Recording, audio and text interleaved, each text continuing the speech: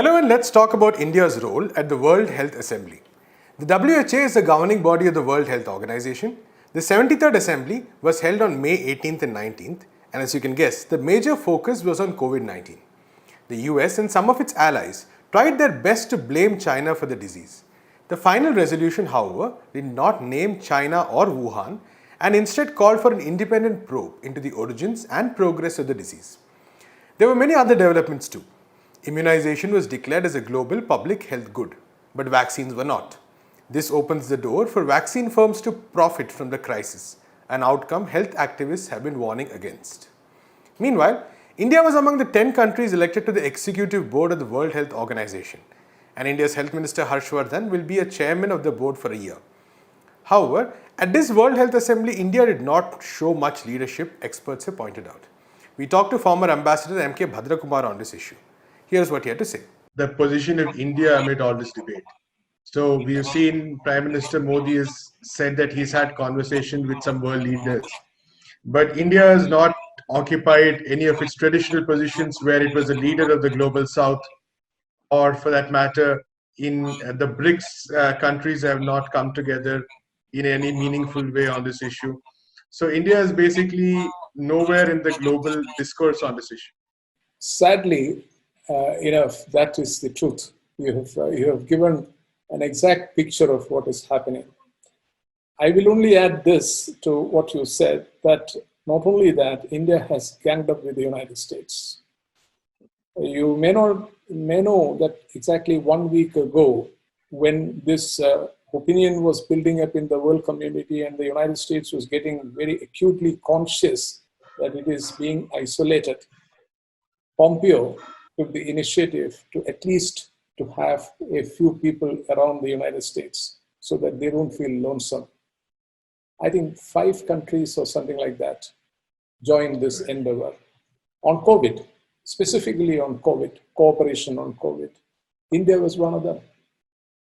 I mean, I was absolutely shocked that India was one of them. Now, India has so much of opportunity today, in fact, to take over a leadership role because we have a fairly developed pharma industry. If I were in a leadership position, what do? I would work very closely with China and try and see if I can create an atmosphere where this vaccine can also be produced in India. Like some enterprising entrepreneur in Pune or Bangalore managed to do with a researchers in Oxford University. So similarly, you could have done it. And India has a great tradition in pharmacology. Now, this is the kind of thing India could have done, and India could have joined hands with China in making this vaccine and other related drugs at affordable prices to the developing countries. Now, this is the kind of role which India is uniquely placed to perform. And it would raise India's stature. Now, what do we have here? Yeah, you have the External Affairs Minister making a few telephone calls, then distributing, so what is that called, that hydrochloroxine, whatever drug? Hydroxychloroquine. Yes, to a few chaps here and there. And this is India's role. And then Prime Minister tutoring now and then, with Trump, that we will fight shoulder to shoulder. They're struggling there in the United States. And what is there to fight? We should have actually gone on these lines with a certain vision that this is a challenge and this is also an opportunity for India to play a global role. We've just goofed up completely. Now, the only good thing is that in this World Health Assembly, a new executive body has been elected. And India has been elected. So now, even now you look, what is the kind of backing, the sentiments, the groundswell of opinion favoring India among the developing countries, African countries and so on. So it's on that basis that India got elected into the Executive Council. Russia is also there in the Executive Council. And Russia also has a similar approach towards this, that this vaccine should be universally available. So work together Now build on that. But I really don't know whether we will ever do that, because that means, crossing swords with Trump. Because this is going to be disturbing Trump's pharma industry connections. So, I can't understand why, what is this policy? There is no policy. The overall tilt there to the pivot to the United States, that has become very pronounced through the last couple of years, is plain to see, especially after this, in the second term, is plain to see. I think the External Affairs Minister is interested basically only in developing a relationship with the United States. That is India's foreign policy today, as far as I can see. So in that line, whatever fits in, fits in. Otherwise, we are not interested. This has come to be the policy. It's very tragic. Thank you so much, Ambassador Bhadrakumar, for talking to us. In our next section, we bring you a report from Chennai which describes the state of migrant workers. Chennai has been among the worst affected cities by the disease, and migrant workers there face a variety of problems. Take a look.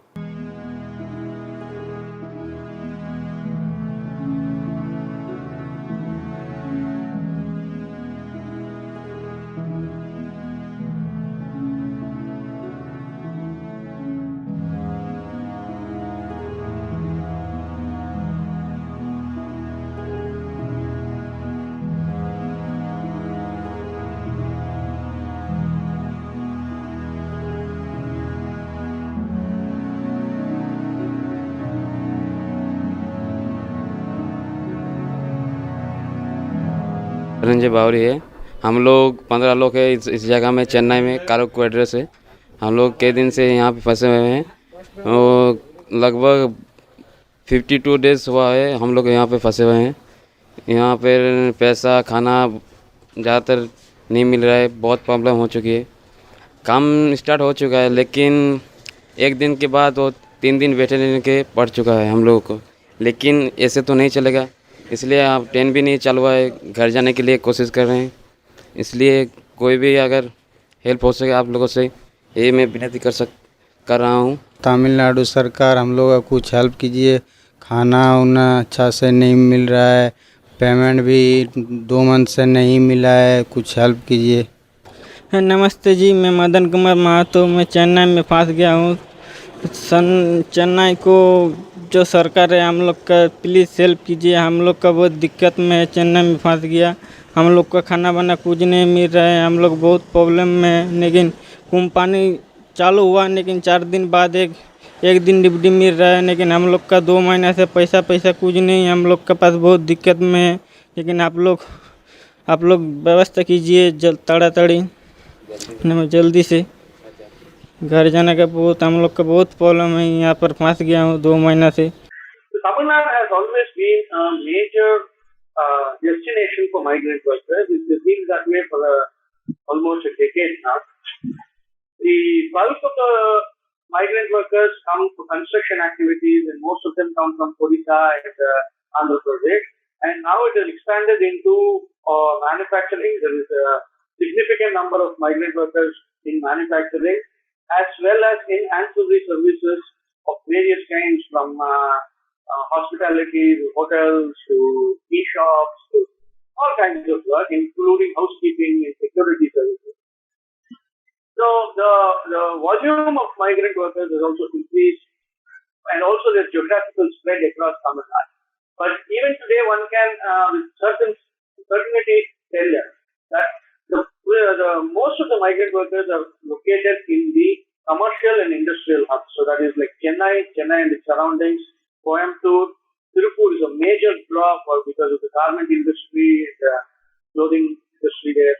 And in the south, you have Madurai is one of the sources, and then you have some amount of spread, including in, say, for example, towns like Nagapattinam, which is a tourist destination, and also a religious pilgrimage center.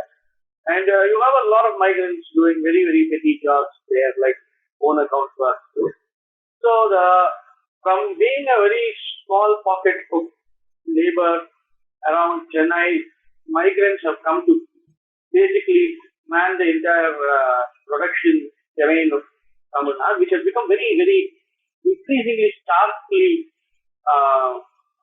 true when the government is now trying to deal with this whole exodus of migrants back to their home states.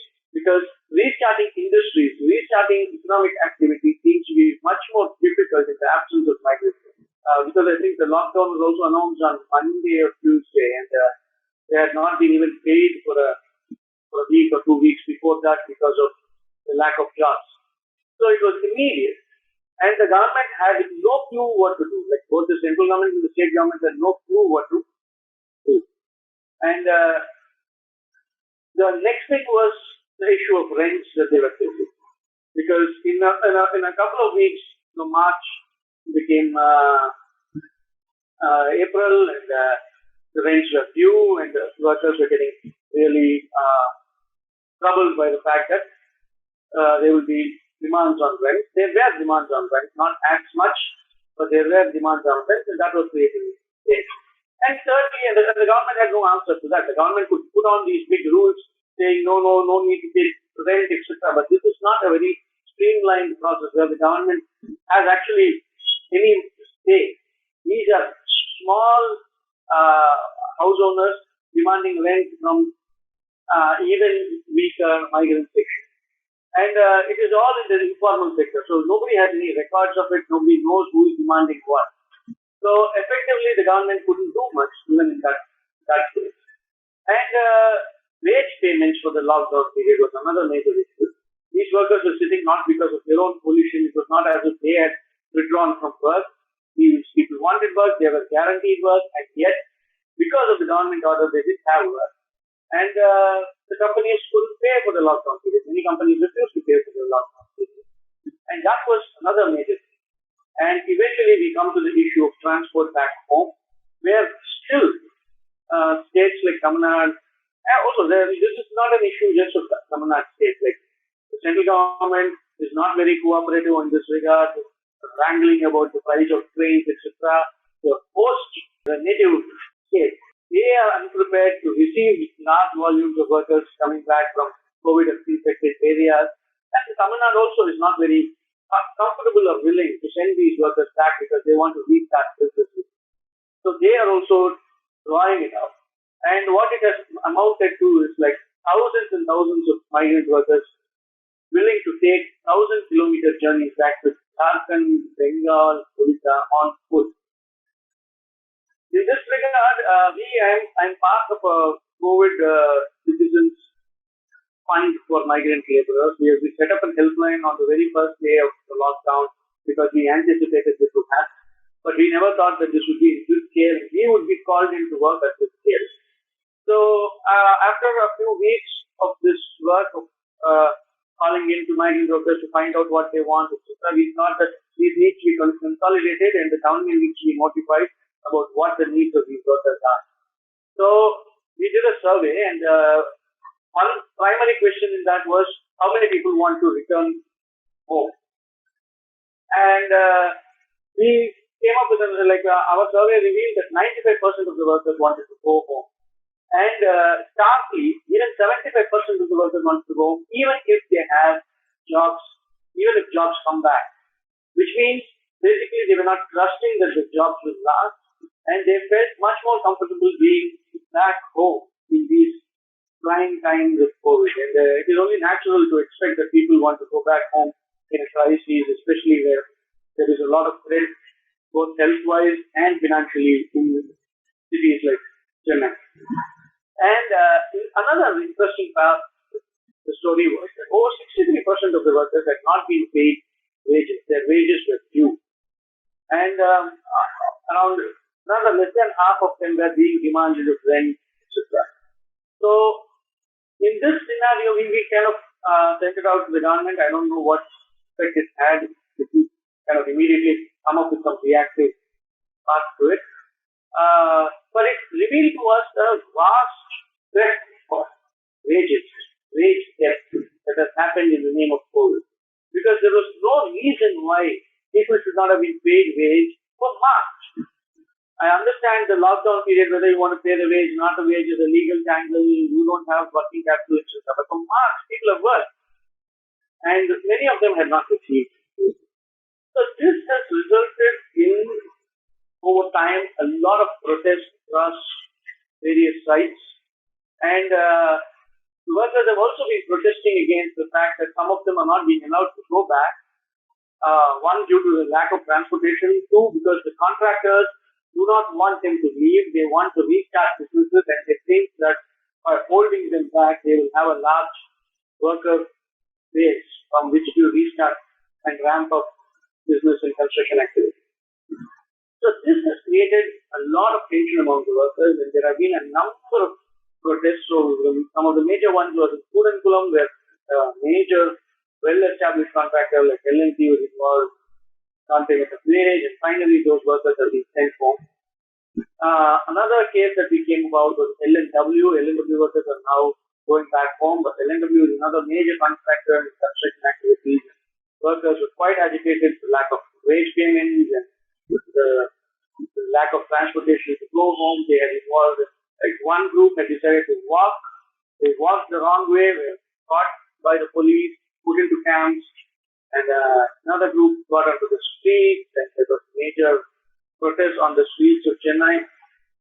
So, but these things have, in fact, had some effect because more trains are being allowed, and most of these workers who are brought into these labor camps are being sent back home. Wages remain the problem, especially for small groups. Large groups are able to fight it out.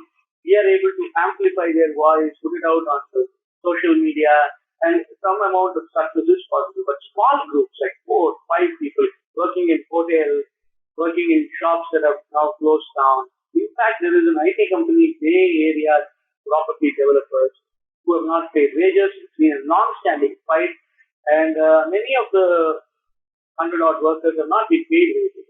They have returned.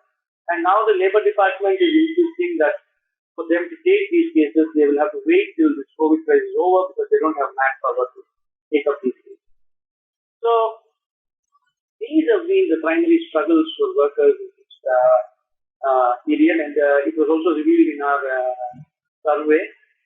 And the government has primarily failed them by not being there at all. Like, this whole COVID crisis has been dealt as some sort of medical emergency, not as a larger social emergency because of the measures that the government has taken. Because when you stop employment, when you are not having proper guidance, you don't want to, we might not have known how many workers are there, like from other states, but we know that it was always a large proportion of workers, and yet we were not prepared for it. And this crisis is also a consequence of what the government had not done for a long period of time, because activist labor unions and also researchers have been saying that the registration of migrants are very minimal. They are not being registered fully even under the Interstate Migrant Workers Act. It is an insignificant proportion, and these people need to be brought into the welfare board system or some form of registration system so that we know how many of them are there. But the government dragged its feet all along. And today, if you are surprised about these numbers and unable to frame a scheme or a policy or even allocate funds for it, who is to do? You dragged your feet for 10 years. So, that has been a major problem. And now I think trains are being ramped up because of the pressure that the workers themselves have brought on the government. And let's hope that these issues are resolved soon and people are able to go back home or restart work as they choose. That's all we have in this episode of Let's Talk. We'll be back tomorrow with the latest news developments of the day. Until then, keep watching NewsClick.